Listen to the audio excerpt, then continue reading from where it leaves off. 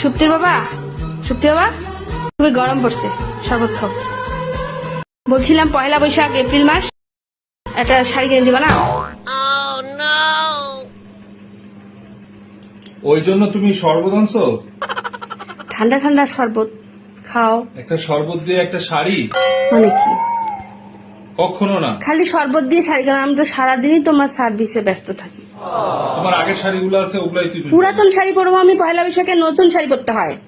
পয়লা বৈশাখে শাড়ি সব একই না একই না, নতুন কি? সাদা ধুয়ে শাড়ি ফেললে- লাল পার, ধুয়ে ফেললে নতুন। ওগুলা সব ফেসবুকে আপলোড দেওয়া শেষ, ওগুলা সব পুরাতন হয়ে গেছে। ওগুলা মেলা আছে ভিতরে। তুমি শরবতটা খাও না, ঠান্ডা ঠান্ডা শরবত, আমাকে একটা শাড়ি কিনে দিও। একটা তোমার শাড়ি আমি কিনে দিতে পারবো না, আমি শরবতটা খাই।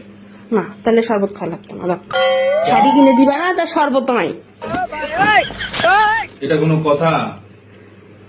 ওটাই কথা। দাও শরবতটা দাও। তাহলে শাড়ি কিনে দিবা, বলো বলো দিব। আচ্ছা, দিব শরবতটা দাও। তাহলে খাও। আহ